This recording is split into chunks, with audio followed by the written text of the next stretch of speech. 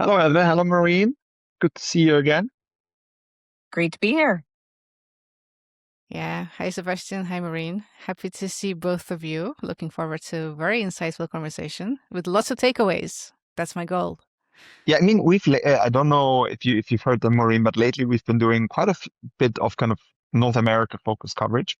We had Senator Josh Becker from California on, we had Professor Wilcox on, and then also Senator Deaton from Canada. And so we've been getting a lot of insights on what's happening in North America, also a lot of optimism, which actually was quite refreshing. But I thought, I mean, I've known you for a while, right? We've been together in the trenches. So I know that you're kind of yeah, an experienced, a seasoned professional on the Hill. And I've also seen from the sidelines, because I'm not involved that much anymore, that with your advocacy work for the US Biochar Coalition, you're finding ways to continue moving forward even in times that are quite challenging, right? And I guess that's Absolutely. really what we'd love to talk to you about today is how are you navigating the space right now? And Sure. so maybe I'll start with a question actually. You've seen a lot of cycles in the US, right? A lot. Um, is this one different? Um, yeah, I mean, I would say, you know, each one has its ups and downs and kind of its own cadence. This is definitely a different beast. Both the administration, especially, but also the Congress. But even within these um, more nuanced times, biochar, as we always say, biochar is not a political issue.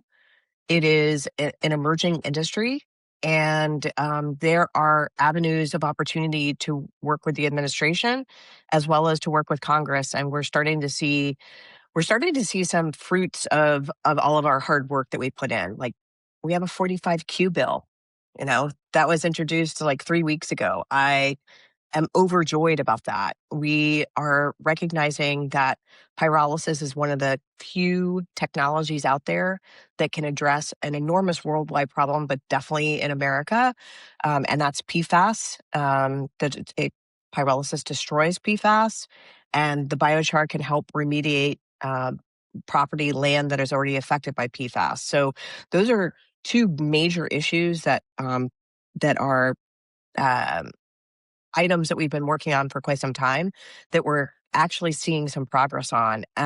We also have legislation that's been introduced to really help put a dent into managing wildfire issues, and that's fix our forests. And all of those things are percolating. So there's, I think, real optimism and real hope that, biochar is being looked at as an industry here in the United States. It's not being looked at as um, it's less of being viewed as a carbon dioxide removal technology, and it's more of being looked at as a way to really address what I consider a major problem in the US, which is we generate a lot of waste and we don't have good solutions on how to process that waste and not make it a cost center, but make it an opportunity center. That sounds like a fascinating approach. Something very different from what we usually hear about when we listen to different CDR methods and how the policy design is kind of emerging. Um, can you elaborate around this theory of change that you have behind the USBC? Because it's clearly, as you said, not only about biochar as a carbon removal method, but it's about so many other potential policy streams that could have the impacts. Tell me more about how that Well, came to be.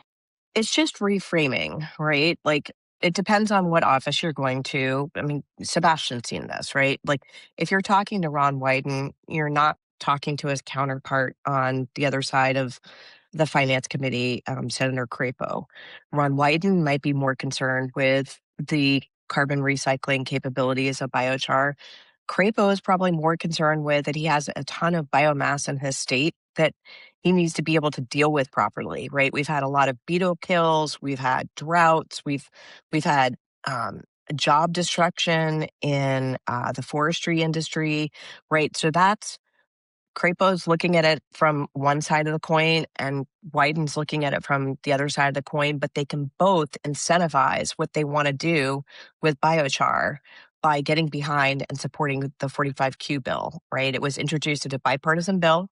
Tim Sheehy from Montana, another state with a lot of biomass, and Maria Cantwell, who's a real star when it comes to recognizing nascent kind of green tech technologies and putting a shot in the arm with incentivizing it with a tax credit. So, those are the two leaders on the Senate side. We're searching for leaders on the House side. So it's just about talking to your audience in a way that they will understand, right? Like, this administration is about America first. These are American jobs. It's American companies. It's American feedstocks, right? We want to help bring that industry forward in America for those benefits. Can I ask a quick follow-up question? Because Sebastian will for sure know this already, but I actually haven't looked in detail in the 45Q for biochar.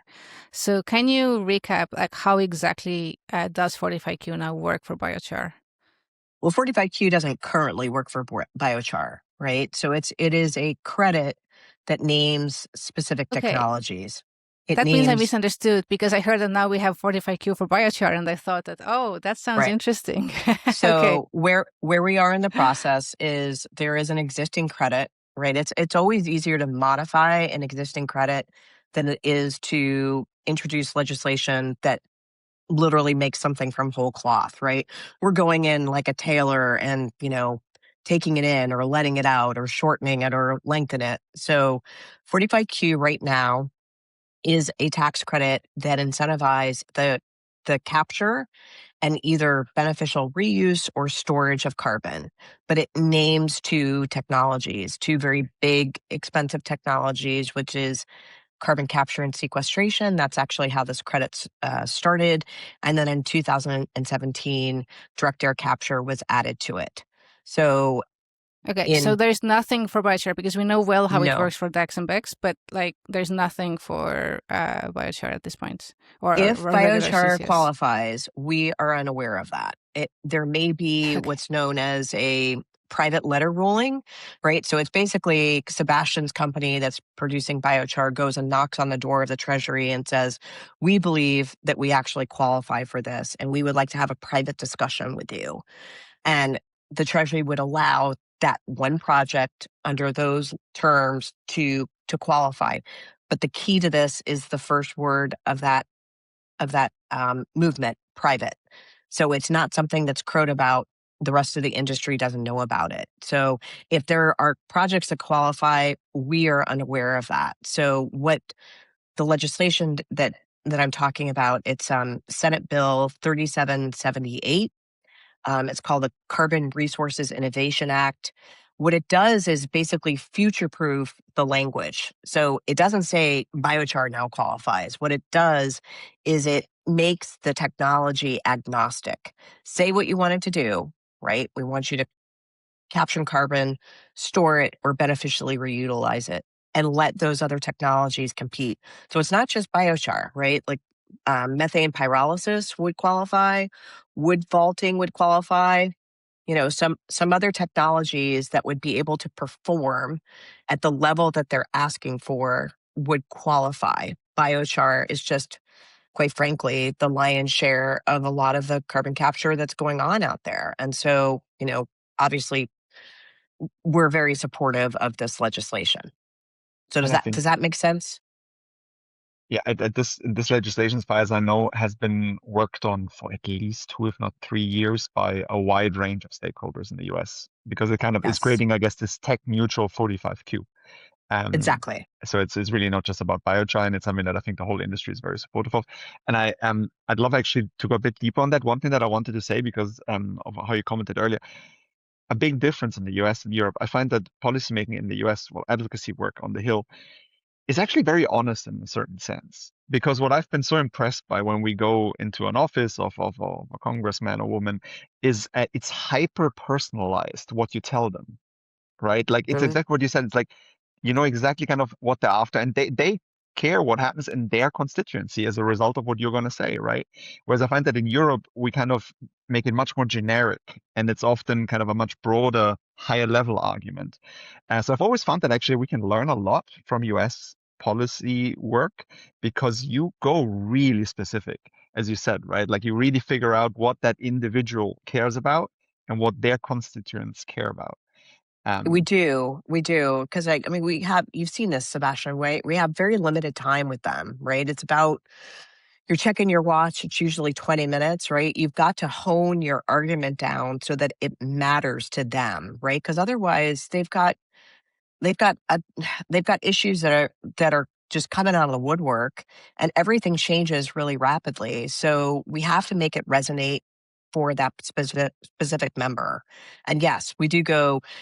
On the Senate side, you may find it slightly more elevated along the European lines where it's broader, and that's because they're representing the entire state. But if you're going into a member of the House, they have a specific area, and so you're trying to make it matter to that specific area or the committee assignments that they're on, right? So, and that's also why we're meeting with them. It's rare that we just blanket the Hill and go and knock on every, member of Congress's door, 435 members. We probably could make it matter to every single member, right? There's some way to hook it on to resonate with them, but we're trying to focus on folks that it will have some resonance with their specific district, and why we're making the ask. On 45Q, the tech neutral 45Q, I wanted to go deeper in there. I mean, it's very promising, right, that it's a bipartisan Senate bill. But realistically, like, how do you think this can advance in this administration? What would it Well, take to actually pass? Because it sounds great, and what I understand is people want to do the groundwork so that in the future maybe it's already progressed quite a bit and the groundwork is done. But do you think it's actually possible in this administration? I do. And here's why. Well, for two things. First, it's a long way from being introduced in one chamber of Congress to passage, right? Like, we need to raise the visibility of this bill. We need to get co-sponsors on in the Senate. We have to have it introduced in the House, right? So we're still kind of at the beginning process. Well, not complete beginning, because we've been pushing that rope uphill for the last 3 years ourselves, the USBC, along with other, carbon dioxide removal technologies. This bill's never going to get passed on its own, but you saw in the IRA a lot of ideas that have been circulating for a long time. They saw that vehicle and they came together in a larger package. The same thing happened in the BBBA, the Big Beautiful Bill Act, right? Like, it definitely cut some technologies that had been given tax incentives time and time again, but it lengthened those credits and just basically said, the ones who have had this the longest, it's time for you to transition off now. Biochar survived that. The 45Q credit survived BBBA, and it's moving on, right? So I do think that there is an opportunity here, because Republicans look at this as an opportunity to build businesses, to build an industry, and to deal with a major problem that we have in the United States, which is a lot of biogenic feedstocks that are not being properly processed. And in particular, folks that have woody biomass, forestry resources that unfortunately end up essentially as tinder for forest fire instead of being properly managed. And biochar has the ability to help manage that, and also to get the char back into the forest for its regenerative purposes and sustainable forestry and agriculture. So yeah, I'm excited about the opportunities. It's a long way to being there, but we are cultivating the champions. And what we want to do is basically have somebody stand up when the next big tax bill comes along and says, this is my priority. I want this done. And so that's what we're cultivating. So, Maureen, I want to understand, because the way I hear about biochar and related policy in the US is that somehow biochar has been able to be more successful, more broad in getting the support compared to some other carbon removal methods. And I'd be curious to know, if you now look back the last couple of years, what do you consider to be the main policy wins for biochar? And potentially, maybe again, it gives some hints to others also what to work on and how to approach it, and also what made those wins happen. So, I mean, the biggest piece of advice I can give to anybody if they're looking at a carbon dioxide removal technology and they're really trying to move the needle is do what Sebastian did, which is recognize in Washington at least how you move the needle is by forming an association, right? Sebastian as one company can go up and knock on the doors, and then another company can come, etc. You are able to really get recognition of the technology by forming an industry association and by coming together to determine what your policy objectives are and recognizing what's in the realm of the possible with your current Congress and the administration, and by getting in there and linking arms, like taking off the little biochar hat, right, your company hat, and putting on the larger industry hat. So I do believe that one of the results of the elevation, visibility wise, understanding the technology, understanding the industry of biochar is a result of what Sebastian did in 2023, which was band together with two other leaders and recognize that we needed to start an industry association. Um, the wins start with, well, one of them that's concrete is in 2024. At the end of 2024, the US Environmental Protection Agency recognized that pyrolyzing clean cellulosic biomass no longer was considered other waste incineration technology. So that's everything from woody biomass to corn stover to nut shells to rice hulls to bagasse, right? It's the whole cellulosic stream is no longer considered incineration. From a perspective of building a project here, of having to permit your project, having to comply with clean air regulations, it's enormous. I cannot tell you how that has lessened the burden on companies that are bringing projects to fruition. So, big win. Second win, and we haven't seen this come to fruition yet, but we saw legislation introduced where biochar is front and center, and that's Fix Our Forests.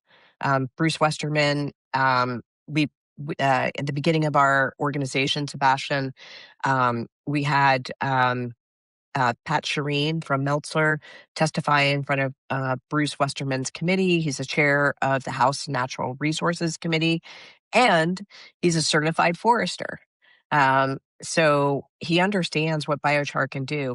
In Fix Our Forest, which he wrote and which has passed the House in bipartisan fashion, there's an entire section on biochar, right? So that throws a huge spotlight on the technology, what it can do for forestry management, how it can bring jobs, how it can regenerate the forest, etc. Right? So it is, it's distinct wins in different areas that continue to lift the visibility of the industry. And it also is that the USBC does a fly-in twice a year, right? We're not just going once and saying, hi, from the USBC, here's our priorities. We're going back again at the end of the year. Our next fly-in is actually right around the corner. 2 weeks from today, we kick it off. We do a day of legislative meetings on the Hill, both House and Senate, and we do second day of regulatory meetings. And then we're going to be back again the week after Labor Day, knocking on their door and saying, hi, we're back again to talk about these priorities. Here's what we've done on our side. How can we help you push that along? So it's diligence, being at the table, making sure you're not being carved up on the table, right? That's the other aspect of advocacy. It's ensuring that your seat is occupied by you, and that the priorities that the association has deemed as policy priorities that can be worked in a long-term, short-term, medium term are being pushed, and consistent advocacy. That's the big opportunity. Fascinating. Yeah, thanks, Maureen. And I guess that is one of the reasons why I love founding trade associations so much. I think I'm on my 5th in CDR. It's because I see them as such a successful vehicle, right? And I've seen it in the US exactly like you said. I think it's what you said. It's showing up, like being present and actually showing up is so important. But one thing I was wondering, because I'm not involved personally anymore with the USBC, but I read your newsletter and the Farm Bill.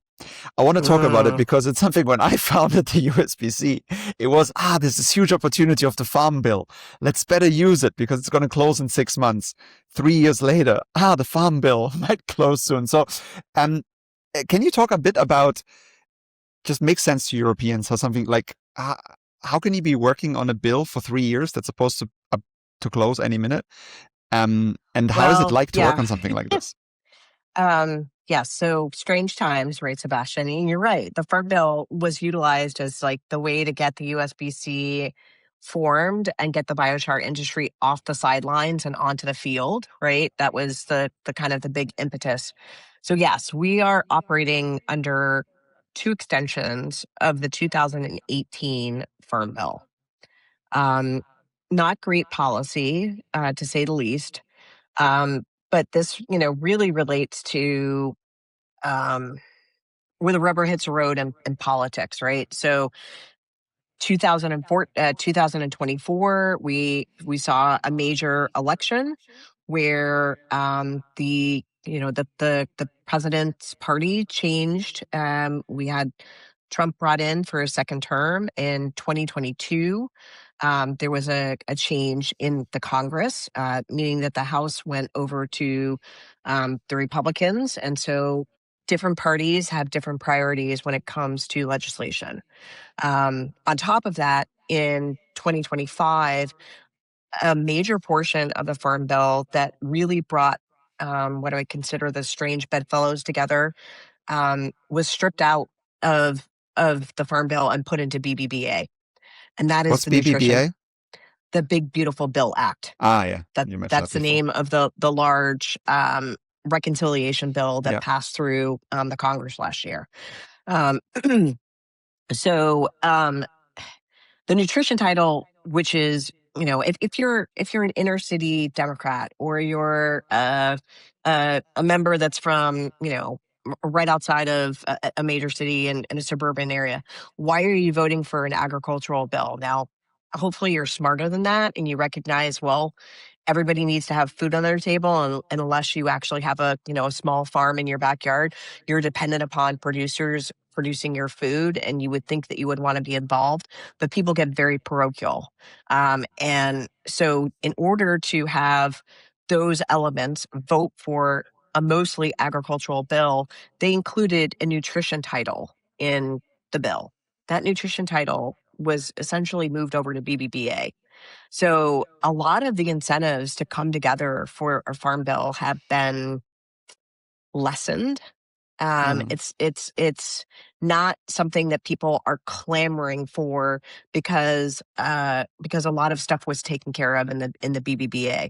But I will say, at this point, you have producers that are really hurting. The USAID cuts, they weren't necessarily a slam on folks overseas. Certainly, it hurt people that we were working with in that world, but they were buying U.S. products, lentils, grains, beans, and bringing them overseas. So that hurt producers. The tariffs hurt producers because reciprocal tariffs were put on them, and those markets are really diminishing.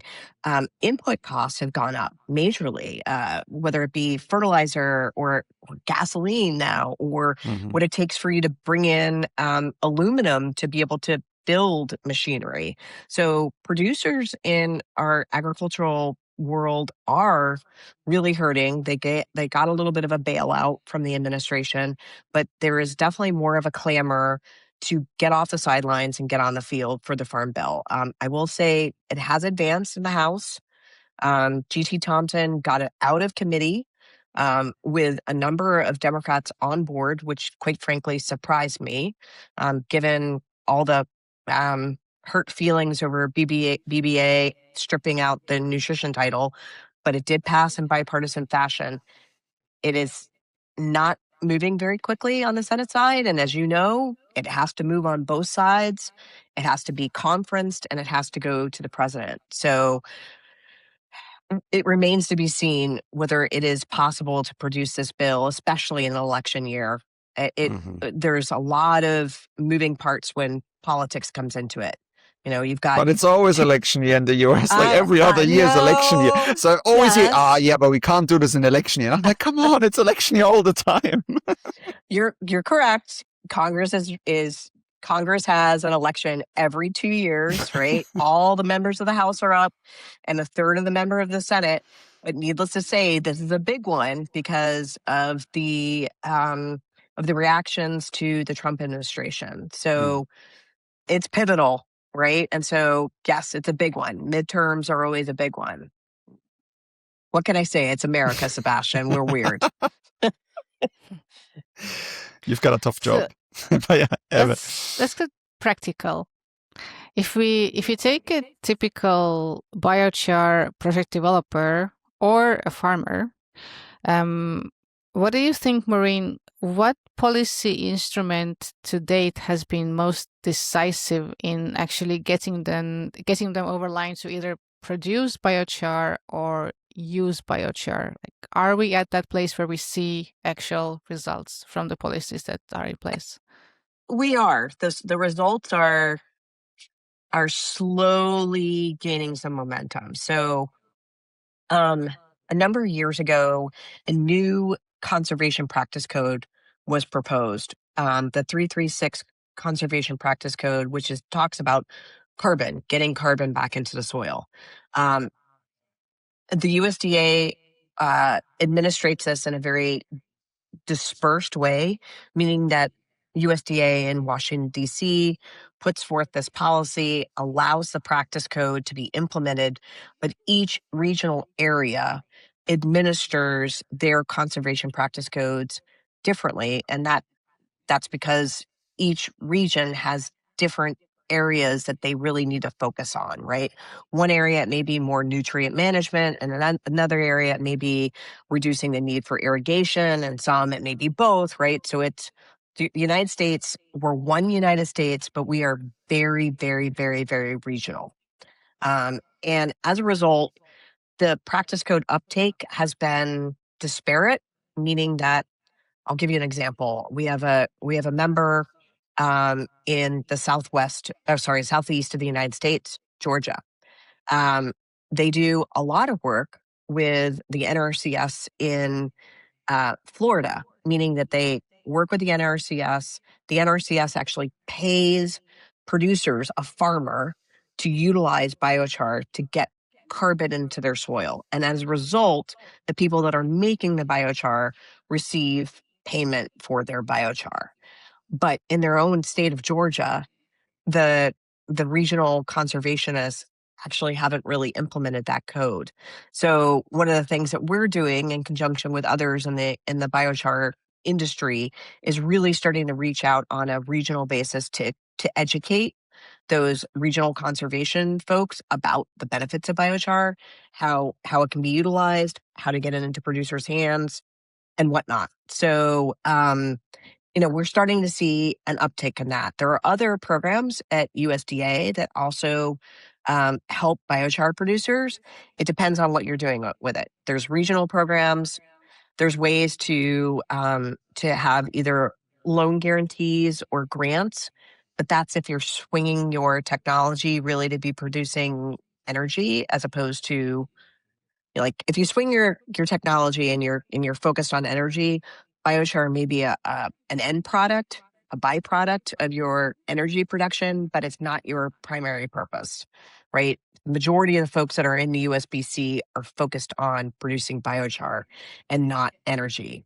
So, we're trying to open up these programs to be more widely used. We're actually working on another conservation practice, Sebastian.